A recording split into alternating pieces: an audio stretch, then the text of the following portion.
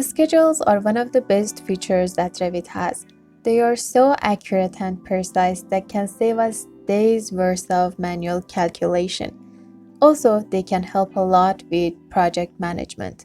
In this video, we are going to see how we can calculate the number of bricks for these structural walls in this project. I created the schedule before, and as you can see, it's very simple. You have the family and type. It's a basic 100mm wall. We have the number of walls divided by lengths. We have 3 of this one of this, and you can see them in here too, and 2 other more with this length.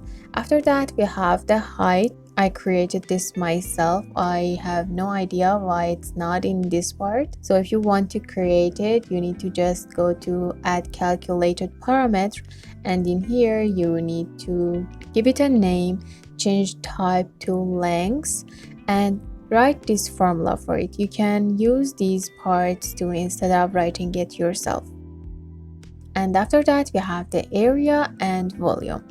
Now let's focus on bricks. As you know, size of bricks can vary a lot, but a standard size for bricks could be something like this: 215mm for its length and 102.5mm for its width. And for its height, we have 65mm. Also, if you want to add the mortar, you need to add 10 more millimeter for each side. We don't need the width of a brick in this calculation, so we are going to use the height and the length. Now let's do the math. We need to calculate the number of bricks for 1 by 1 square meter area of brick wall to find the overall number of bricks in this area. So first we need to find the number of the bricks in this wall. Let's start with the length. In 1000mm wall, how many bricks we have? We need to divide it into this number. Okay, we have 4.44. Write it down somewhere. And now we need to do the same for the height. 1000 divided to 75. Okay, 13.33. Now 13.33 times 4.44. Okay, we have 59.18 bricks in this part, and if you count these bricks, you will reach to this number. Let's say it's 60. Let's say in 1 by 1 square meter area of a brick wall, we have 60 bricks. If you want, you can also add these parts too and reach to something like 65 or probably even 70. Go to fields and create a new calculated parameter. Give it a name. Change this type to area because, well, we are going to use area for this. In formula, I'm going to first enter this area times and enter the number that you want. I'm going to go with 65. If you want to be accurate, you can go with 60, or if you want, you can add even more. And okay. Now this is the number of the bricks for each one of these walls. Now if you want to change this unit, just click on this format unit, uncheck this one and change the unit symbol to none. Okay, these numbers are per wall.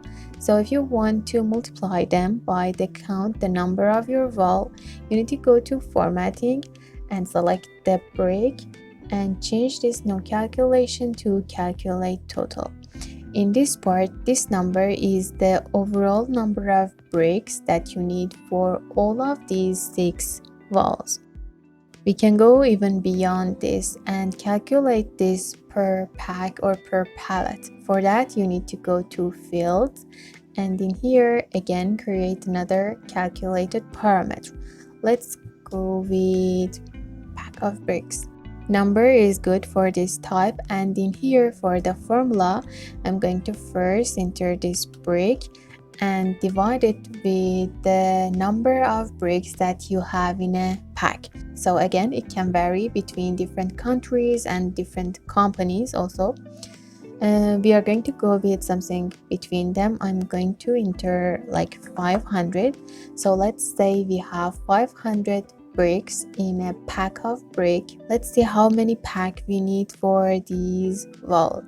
Okay, and okay, for this wall we need 1.3 bag.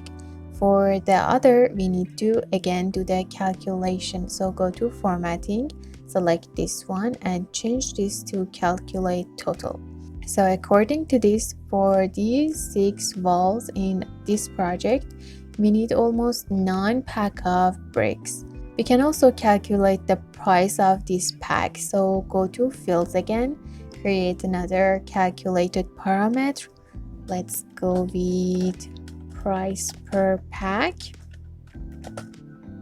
Okay, change type to currency, and in this part we are going to enter this pack of bricks multiplies by the cost of a pack. In here you need to enter the price of each pack of brick. Again, it can vary a lot, so I'm going to go with $500 for example. Okay, and okay, again let's go back to formatting and change this now calculation to calculate total. If you want to change the unit, go to format unit, uncheck it, and from this part you can select this $sign.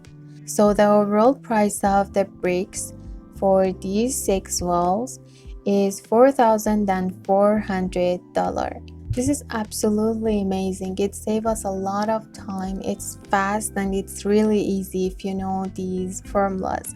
We have experts for analyzing these type of data, project manager or people who calculate the cost, and I just tried to show you a very simple way to calculate these type of data, and I really hope that it was helpful for you and you enjoyed watching it. Don't forget to like and subscribe, and I will see you in the next video. Bye.